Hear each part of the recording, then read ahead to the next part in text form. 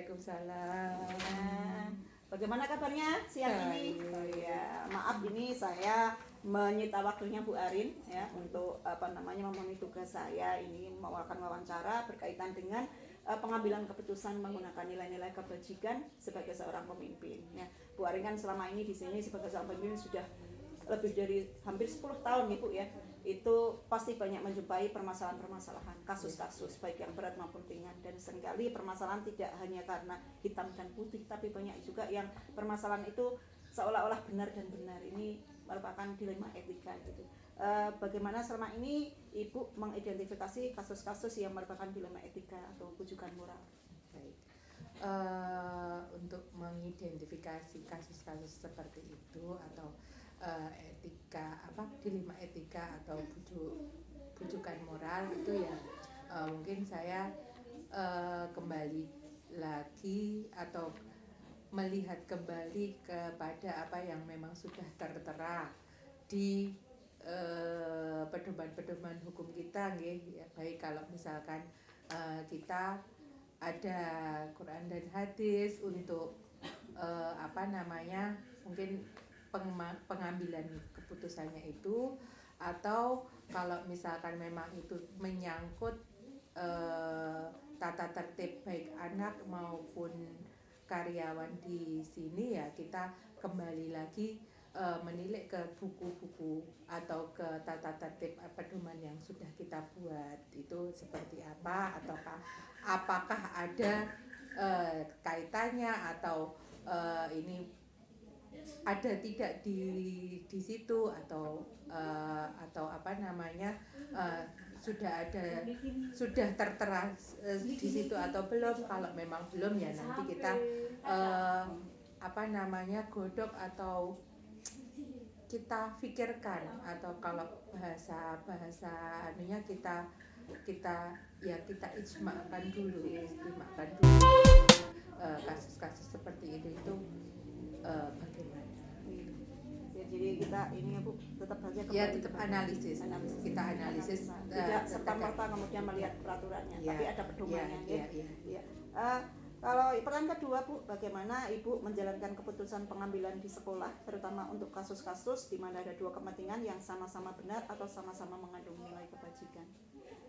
Ya, mungkin kalau untuk kasus-kasus seperti itu, di samping kalau tadi kita sudah menganalisis di Al-Quran atau di Al-Hadis ataupun di peraturan-peraturan yang ada di kita, itu misalkan kok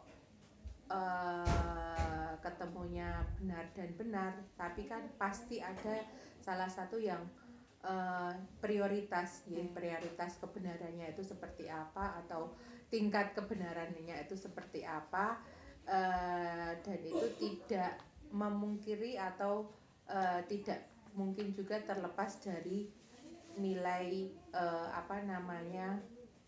patut dan tidaknya. Itu yang harus kita pedomani, atau saya pedomani ya. Tentunya misalkan norma, apalagi kan norma di satu daerah di daerah lain itu kan belum tentu sama. Seperti misalkan bahasa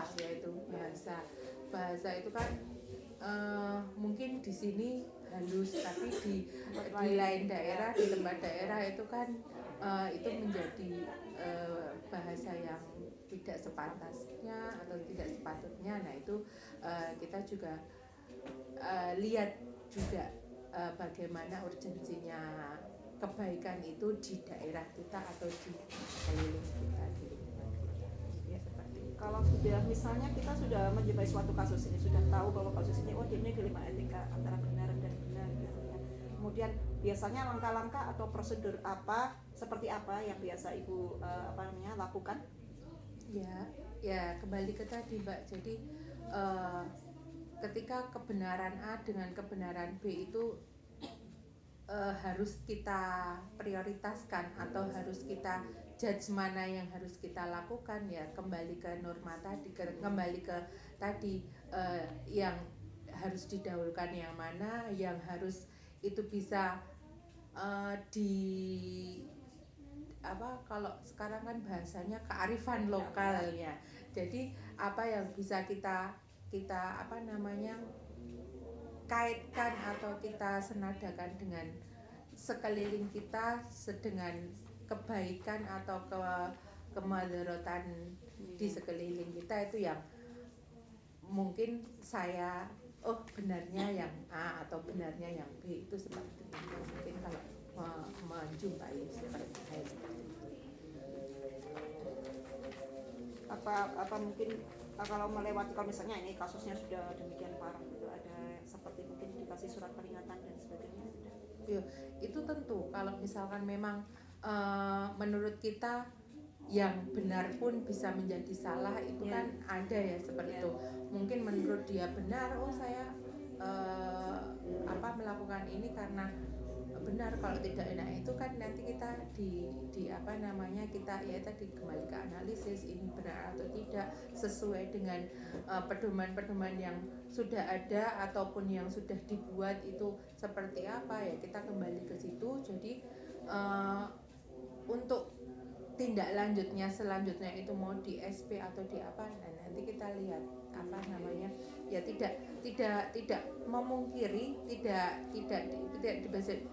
bisa dipungkiri kalau misalkan memang hal yang benar pun di sini menjadi salah, ya harus kita katakan salah.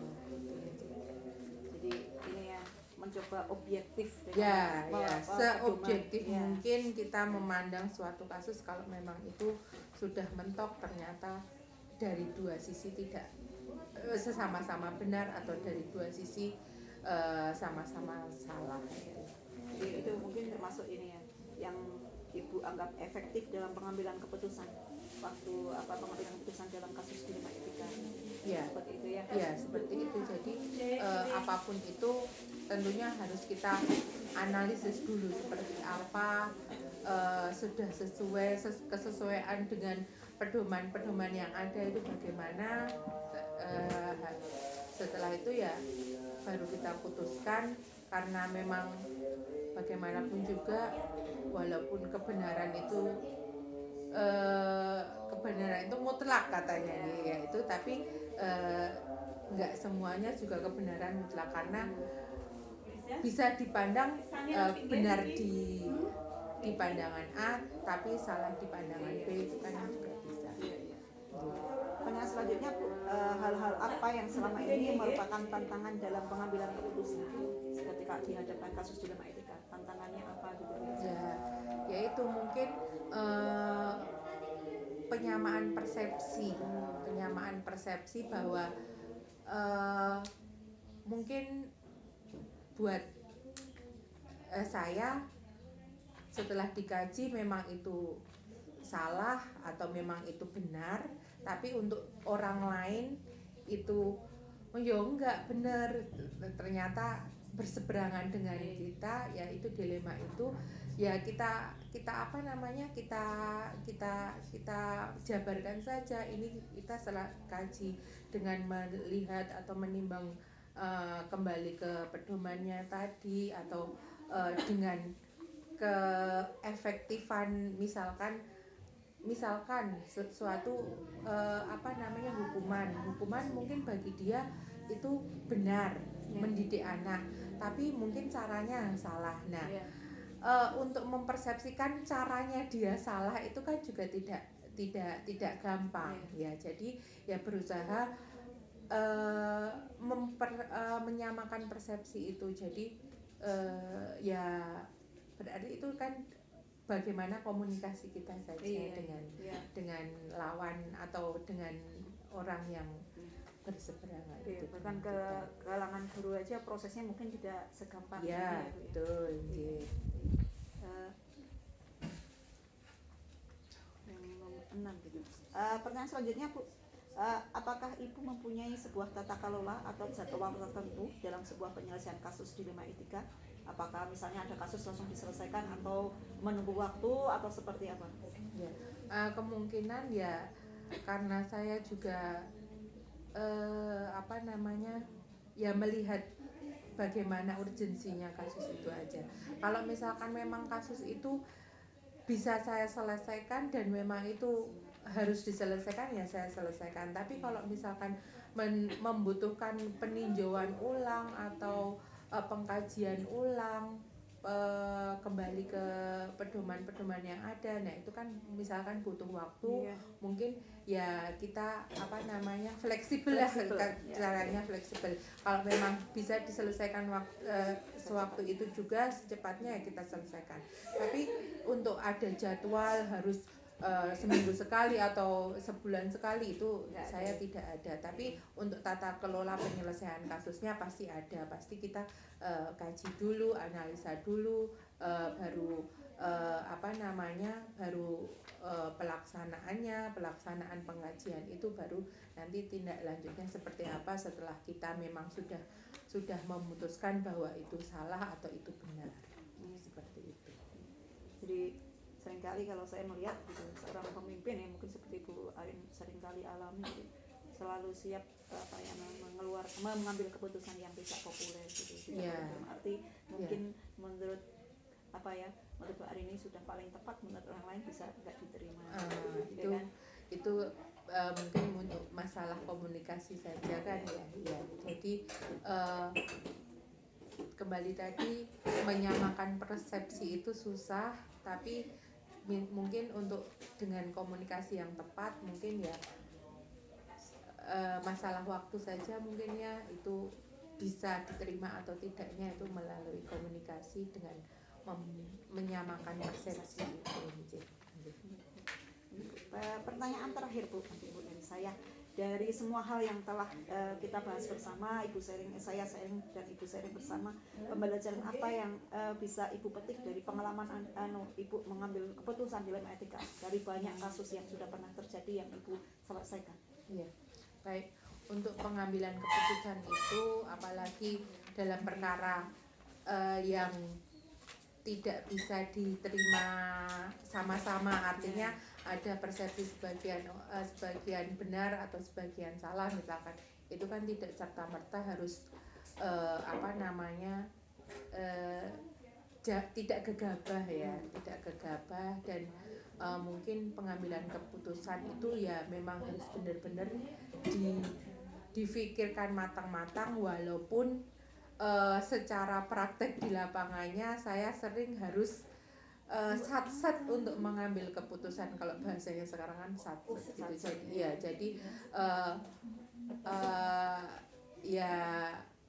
artinya dalam melihat masalah itu kita juga harus jeli bagaimana saya harus mengambil keputusan itu, atau jeli bagaimana menganalisa dan tadi jatuhnya ke identifikasi kasus itu kita kan harus jeli. Dan ya yang tidak boleh lupa ya, kita harus selalu menyertakan Allah ya dalam pengambilan keputusan ini.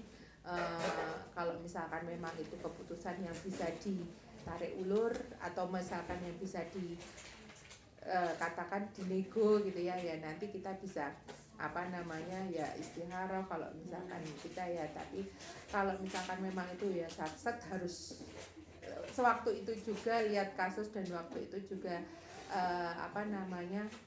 harus kita mengambil keputusan ya bismillah misalkan ya, bismillah ya, mantepnya hati aja seperti apa.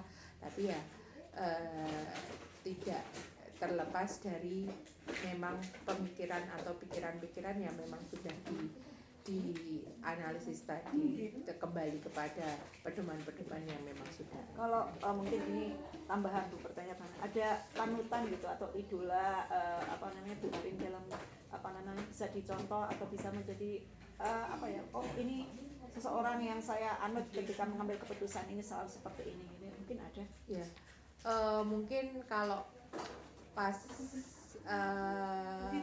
pada waktu beliau masih hidup kayaknya saya tidak mengarah ke beliau ya, tapi setelah sekarang ini ketiadaan beliau ini saya jadi mungkin belum terasa aja. Dulu oh ternyata mengambil keputusan itu harus seperti ini ya. Itu seperti ya Pak Hasim itu kan memang ya panutan dari segala panutan, utamanya saya nih, dalam mengambil keputusan bagaimana dia memang apa namanya, nggak pernah ngaru-arui, nggak pernah banyak ngendiko, tapi sekalinya ini oh iya ya, tapi cara berpikirnya ya saya ya mungkin dengan merenung dan merenung itu gitu, itu maksudnya yang memang harus mungkin gimana kalau kita ngambil keputusannya seperti beliau ya ternyata, tapi ya di lapangannya ya memang sulit sebenarnya, tapi ya bagaimanapun juga ada yang hal-hal yang memang saya tiru. Jadi selama berinteraksi dengan beliau ini banyak sekali jejak yang bisa kita ambil ya, betul, jejak yang jadi betul, apa ya, iya. contoh kita kalau seperti ini harus kayak gini, ternyata bisa gitu. Baik Ibu, terima kasih banyak atas sharingnya, saya belajar banyak, jadi lebih banyak tahu bagaimana mengambil keputusan yang bijak berdasarkan nilai-nilai kebajikan seperti itu. Sebagai seorang pemimpin kita adalah pemimpin untuk diri kita sendiri juga, jadi ya apa namanya, pasti insya Allah bermanfaat ya. Begitu, terima kasih. Selamat siang. Assalamualaikum.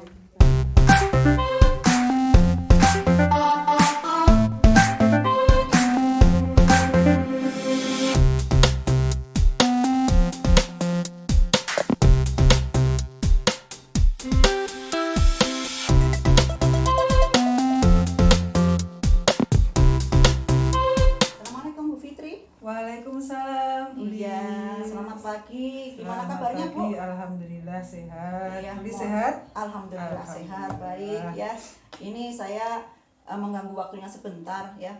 Ada yang harus saya tanyakan. Ini termasuk salah satu pemenuhan tugas saya dalam guru penggerak itu, yaitu tentang pengambilan keputusan berdasarkan nilai-nilai kebajikan ya sebagai seorang pemimpin. Di sini Bu Fitri sebagai kepala sekolah KPPS kuliah pasti seringkali menghadapi berbagai masalah gitu ya, baik tentang anak atau murid atau tentang karyawan dan guru yang ada di sini gitu. Jadi yang pertama mungkin Bu langsung saja saya tanyakan, bagaimana selama ini Ibu mengidentifikasi kasus-kasus yang merupakan dilema etika atau bujukan moral? Kalau saya ini kan kebetulan kepala sekolah atau pengelola di lembaga yang di bawahnya pondok pesantren. Iya. Jadi kalau untuk identifikasi kasus-kasus yang berhubungan dengan etika itu relatif lebih mudah. Karena kalau pondok pesantren itu kan kita selalu mengikuti apa yang ada di Al-Quran sama hadis ya. Jadi itu rambu-rambu yang sudah sangat jelas. Sehingga bahwa ini melanggar syariat Islam misalnya ya sudah sangat jelas, itu berarti apa yang harus kita lakukan. Identifikasinya cukup gampang kalau di sini. Nah, kalau untuk yang lain, rambu-rambu yang kita pakai lain ya tentu saja ya ini aja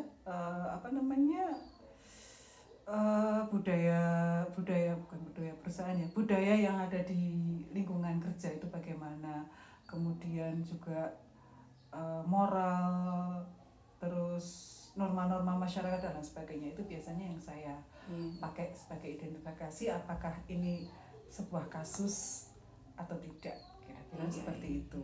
Bisa termasuk yang mana dilema etika atau benar salah atau benar dan benar itu yang kadang-kadang ini suka jadi bias karena kita bingung gitu. Ya Bu, pertanyaan kedua Bu, bagaimana Ibu menjalankan keputusan pengambilan di sekolah atau di lembaga pendidikan ini, terutama untuk kasus-kasus di mana ada dua kepentingan yang sama-sama benar atau sama-sama mengandung nilai kebajikan? Kalau itu kembali ke yang tadi, bahwa ini ya alhamdulillah juga karena kami dari pondok pesantren sehingga kami punya rambu-rambu yang sangat jelas. Nah, tapi kalau misalnya masalahnya antara benar dan benar, itu mungkin kalau saya lebih ke mana yang mudorotnya lebih banyak, mana yang manfaatnya lebih banyak. Itu kan pertimbangan itu dulu. Okay? Jadi kalau misalnya ternyata lah si A itu melakukan hal yang benar, si B juga melakukan hal yang benar, tapi ternyata hal yang dilakukan si B itu walaupun benar tapi merugikan. Entah merugikan lembaga, entah merugikan pokoknya semua sivitas akademika yang ada di sini, itu ya nanti kita pertimbangkan mana yang kalau dikatakan nanti saya harus membuat keputusan siapa yang ini benar dan benar ya. Iya. Atau gampangannya saya harus memihak siapa, itu mungkin itu pertimbangan saya lebih ke situ. Karena kan tidak semua hal yang benar itu terus menguntungkan juga kan. Iya. Ada yang merugikan. Misalnya kalau di peraturan sini kan katakanlah misalnya karena ada ustadz ustazah itu kita monggo saja kalau misalnya mau ngajar di tempat lain. Nah, tapi kalau misalnya dia ngajar kemudian mementingkan tempat lain padahal sementara dia terikat di sini. Nah, itu kan ngajar itu kan suatu hal yang baik. Tapi kalau kemudian lembaga kita yang dirugikan ya kita harus ngambil sikap. Ada anak-anak yang harus di ini ya, ada anak-anak yang diabaikan haknya. Betul, gitu, ya. Karena ada anak-anak yang diabaikan haknya di sini gitu. Nah, kalau yang seperti itu biasanya nanti saya panggil orangnya. Kok seperti ini itu jadi jawaban pertanyaan nomor 3 tuh, langkah-langkah prosedur yang biasa Ibu lakukan ini. Dipanggil ya Bu biasanya itu ya. Saya panggil, biasa saya ajak omong-omongan dulu, ringan ya, maksudnya apa namanya, alasannya apa, kok di sana jadi lebih fokus di sana, sementara panjenengan kan masih terikat di lembaga sini dan lain sebagainya. Itu biasanya kita panggil aja dulu, kita ajak ngobrol-ngobrol. Selama beliaunya tidak melanggar peraturan yang ada di pondok, ya paling ya dikasih peringatan saja. Nggak usah terlalu dalam. Artinya monggo kalau misalnya ngajar di 2 tempat ya jangan sampai mengabaikan hak-hak anak-anak. Jadi mungkin juga setelah dikasih pilihan mungkin juga ini ya Bu, yang paling penting adalah bahwa dia mengajar tempat lain itu tidak mengganggu yang ada di sini. Betul, jangan sampai mengganggu. Karena kan ada sebuah lembaga yang memang tidak memperbolehkan misalnya seorang guru untuk nyambi guru di tempat lain. Itu kan lebih karena khawatir hak anak-anak tidak terpenuhi. Tapi kebetulan kalau di sini nggak apa-apa selama yang bersangkutan bisa memenuhi hak kewajibannya di sini. Nah, kalau tidak bisa memenuhi kewajiban itulah yang kemudian harus kita panggil. Gitu. Kalau langkah-langkah prosedur itu, kalau saya pribadi saya memang lebih suka dengan pendekatan pribadi dulu. Jadi saya pendekatan pribadi dulu, tapi juga memastikan bahwa dengan pendekatan pribadi itu yang bersangkutan tahu. Katakanlah kalau dia ada kesalahan, tahu salahnya di mana. Kemudian saya juga memastikan bahwa yang bersangkutan membuat sebuah janji, membuat sebuah komitmen bahwa saya tidak akan mengulangi. Kalau begitu saya akan mengatur waktu saya dan lain sebagainya. Jadi itu yang paling saya suka, itu pendekatan yang seperti itu. Lebih mengembalikan kepada si A-nya, subjeknya orangnya tersebut itu bagaimana kemudian jenengan bisa memanajemen dirinya. Betul. Jadi memunculkan dari prosedur tadi Bu Fitri mencoba memunculkan yang terbaik dari si orangnya tersebut gitu ya. Orangnya juga itu istilahnya saya menggelitik nurani ya. Akhirnya kan dari situ orang juga bisa, si A-nya itu ada rasa tanggung jawab, memunculkan rasa tanggung jawab, paham dengan kewajibannya dia.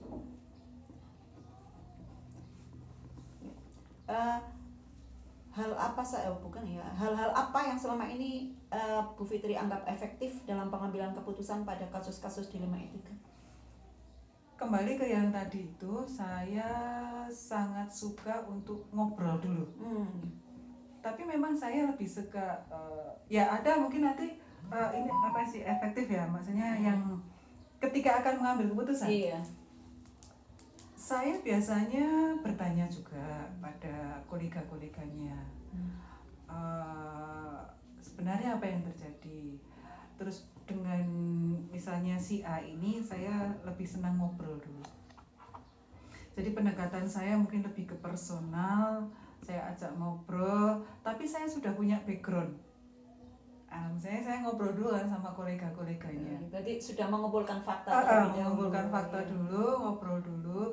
Sebenarnya kalau menurut kalian bagaimana dan lain-lain sebagainya. Ketika saya sudah mengumpulkan fakta, saya kemudian bertanya sama si A ini, yang bersangkutan. Saya suruh cerita aja begini-begini. Kadang-kadang saya juga mengajukan pertanyaan, menurut Anda kalau seperti ini tuh bagaimana? Jadi saya lebih senang mengusik, justru malah lebih senang mengusik etikanya, moralnya si ini yang bersangkutan. Kalau ada kasus-kasus itu, harapannya ya agar kalau misalnya ada kasus, karena ini berkaitan dengan dilema etika, dia juga tahu, sehingga nanti ketika dia akan memperbaiki diri memang dari dirinya sendiri gitu. Tapi kalau misalnya itu tidak berhasil, ya nanti kan di sini ada peraturan, ya kan, ada peraturan. Nanti kalau itu tidak berhasil, ya sudah, dengan peraturan itu di sini nanti saya bilang bahwa jenengan melanggar peraturan ini loh. Nah, dengan peraturan ini kan berarti Anda harus kena sanksi ini. Biasanya sanksinya yang pertama tadi kan ngobrol ya. Kemudian kalau masih diajak berkomitmen dia tidak bisa memenuhi, ada sanksi apa biasanya? Sebenarnya ngobrolnya saya itu kan sebenarnya ngobrol keperingatan ya, lisan. Tapi halus. Nah, kalau di sini sebenarnya peringatan lisan itu sudah masuk SP1. Jadi SP1 itu tidak perlu harus tertulis. Jadi di peraturan itu memang sudah ada, bisa dalam bentuk peringatan lisan oleh atasan. Kalau misalnya itu tidak berhasil, ya terpaksa mengeluarkan peringatan 2. Tapi saya ajak ngobrol lagi. Jadi sebelum saya kasih misalnya kertas gini ya, itu tuh saya kasih ngobrol, jenengan itu kemarin sudah begini kok dibaleni meneh ya, itu mohon maaf sih. Cuma memang saya lebih senang mendengarkan juga alasannya apa gitu, kok dibaleni meneh apa misalnya. Kalau misalnya kemudian ketika dia mengungkapkan alasan dan masih bisa dibantu gitu ya, misalnya gitu, apa dia bersedia dibantu gitu, masih bisa diteruskan ya Bu ya? Saya sesuai prosedur saja. Gitu. Kalau sudah sampai SP2 sebenarnya Bulis juga mungkin sudah tahu, kalau sudah SP2 itu sebenarnya sudah agak kebangetan.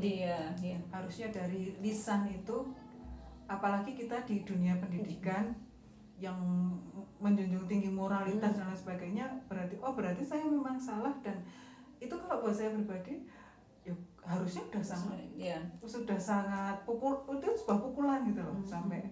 Sampai misalnya dikasih tahu bahwa Anda itu nggak boleh loh sebenarnya begini. Itu kan seorang pendidik itu kan harusnya sudah paham, dia sudah melewati batas-batas yang seharusnya ya keluar dari koridornya gitu. Harapan saya seperti itu. Dengan hanya dikasih peringatan lisan itu, beliau sudah sadar, sudah tahu bahwa sudah keluar koridor dan tidak mengulangi lagi. Tapi kalau sampai kemudian diulangi lagi, sampai kemudian SP2, mungkin saya sekedar mendengarkan alasannya saja, tapi SP-nya tetap saya berikan. Kemudian ada batas nggak setelah SP2, kemudian SP2 dia kalau sudah baik kembali dia tetap bisa lanjut? Tetap bisa lanjut. Ada batasan nggak, misalnya diberi batas waktu SP2 ini berlaku sampai berapa kayak gitu? Di kasus-kasus tertentu iya. Tapi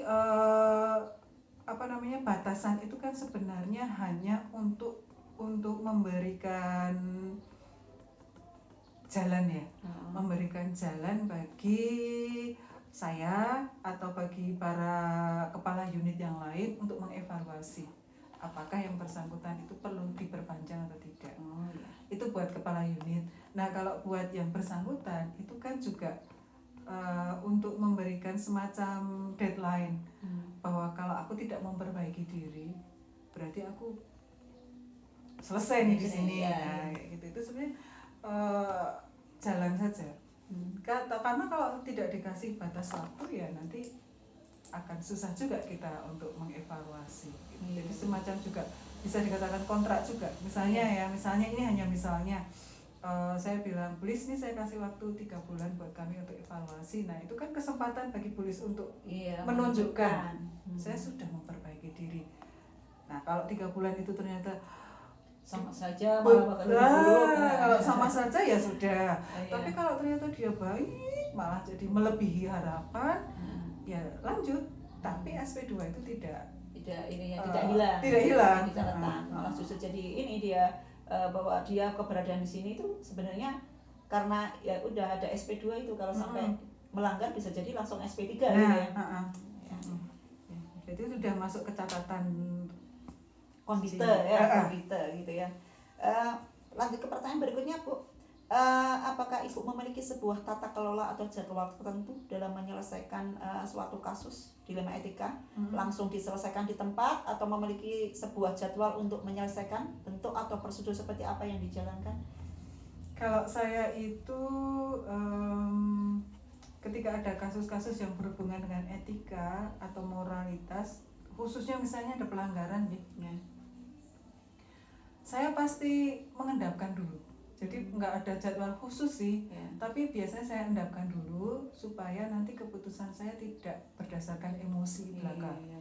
Jadi saya endapkan dulu, biasanya saya renung-renungkan dulu sambil saya mencari-cari informasi dari yang lain, entah koleganya atau supervisornya atau atasan langsung atau orang-orang yang saya anggap bisa memberikan pandangan-pandangan tertentu. Jadi saya tidak pernah langsung saya vonis dan lain sebagainya. Pemanggilan pun tidak pernah saya langsung panggil gitu. Jadi biasanya saya endapkan dulu, saya coba telaah dulu untuk mengetahui, karena kalau yang namanya dilema etika itu biasanya kasusnya juga agak berat ya, nggak bisa yang hanya hitam putih. Maaf, misalkan misalnya pencurian. Nek pencurian terus ada buktinya kan udah. Jelas, ya. Tapi kalau hal-hal yang membutuhkan pertimbangan lebih itu saya nggak bisa langsung memutuskan. Masalahnya pelik gitu ya, dan menyangkut mungkin banyak orang. Kalau misalnya masalah menyangkut banyak orang, menyangkut siswa, menyangkut lembaga dan menyangkut keluarga ya, keluarga yang bersangkutan. Itu hal-hal yang harus saya pertimbangkan betul, sehingga kadang-kadang mungkin pada akhirnya ketika saya membuat keputusan, setelah saya senang berdialog, saya senang meminta pendapat. Jadi saya sering bertanya ke banyak orang.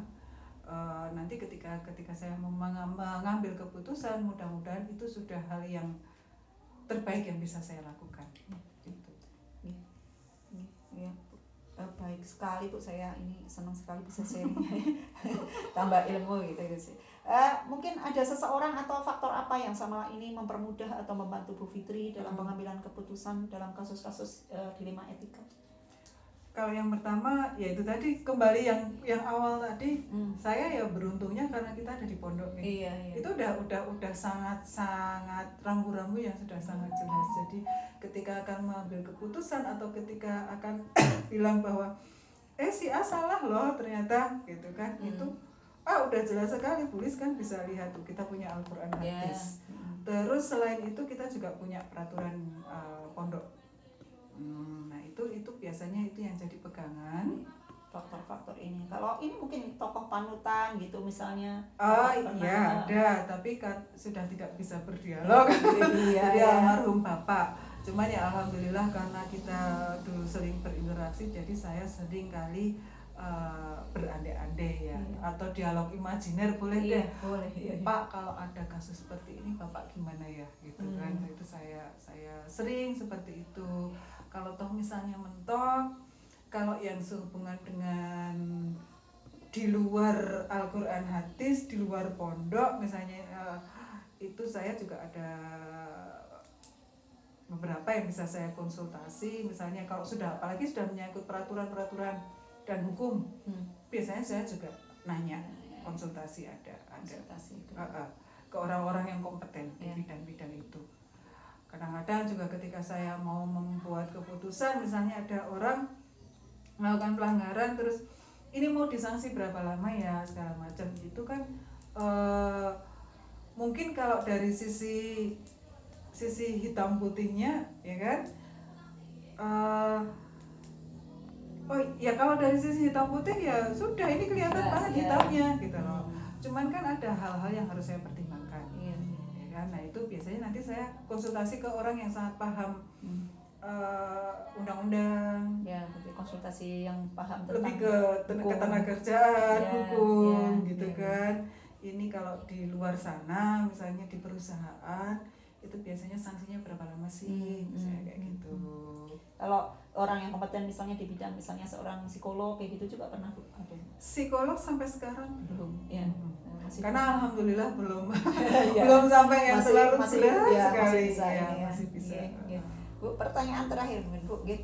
Dari semua hal yang telah kita bahas bersama ini, pembelajaran apa yang dapat Ibu petik dari pengalaman mengambil keputusan dilema etika dari berbagai kasus yang sudah terjadi, yang Bu Fitri tangani, yang Bu Fitri bantu penyelesaian atau solusinya gitu apa? Kalau saya dari beberapa kasus yang sudah saya tangani, yang jelas itu saya melihat walaupun saya di lembaga pesantren yang semuanya di patokannya itu semua di Al-Quran Hadis, tapi banyak hal yang tidak bisa terus kita serta-merta memvonis atau menjudge bahwa oh kamu salah, misalnya gitu ya. Karena ada hal-hal di luar itu yang namanya manusia kan multidimensi ya, Bu Lis ya. Itu banyak hal yang harus selalu kita pertimbangkan. Kenapa kok dia berbuat seperti ini? Kenapa dia berbuat seperti itu? Sehingga dari situ saya berusaha memproses. Memang di awal-awal dulu ketika saya membuat keputusan dan dirasa ini kok keputusannya nggak populer ya. Nah itu tuh saya sedih. Saya takut terus terang ya. Karena lingkungan sini kan lingkungan pondok pesantren. Kulinonya kebiasaannya melihat semuanya hitam putih. Sehingga ketika saya membuat keputusan yang tidak populer, itu dulu awal-awal saya memang wah kok kayak gini, tapi terus kemudian ya itu sudahlah, ini demi mudarat demi kebaikan semua orang gitu loh. Nah itu sehingga akhirnya dari situ saya merasa bahwa saya nggak boleh kadang-kadang saya harus bisa kasih tahu orang gitu loh, bahwa memang ini keputusan tidak populer gitu loh. Tapi ini demi lembaga loh, ini demi bukan demi saya pribadi. Di situ satu. Kemudian yang berikutnya saya jadi sadar bahwa seorang pengambil keputusan itu tidak bisa mengambil keputusan yang subjektif atau hanya dua arah saja. Jadi saya selalu mengibaratkan bahwa ini keputusan itu kan kita lihatnya dari pandangan burung tuh, kalau ya kan atas tuh kan kita harus lihat semuanya.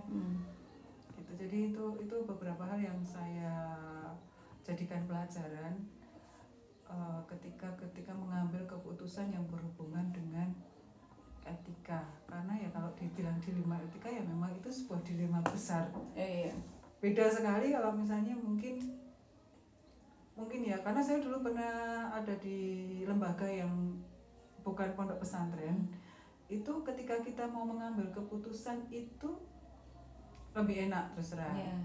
Lebih enak terus terang karena mungkin orang menerima sebuah keputusan yang tidak populer itu mereka juga pada akhirnya sadar. Oh iya ya, dia mengambil keputusan seperti ini demi lembaga. Gitu. Tapi ketika di sebuah pondok pesantren itu saya akhirnya harus membuat pendekatan. Lebih kompleks gitu. Lebih kompleks ternyata.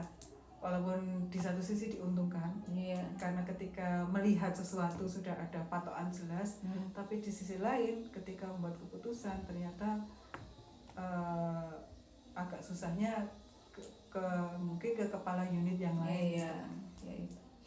Mungkin ya salah satu yang kemudian memang harus sudah siap ketika jadi seorang pemimpin itu membuat keputusan yang mungkin tidak disukai orang lain.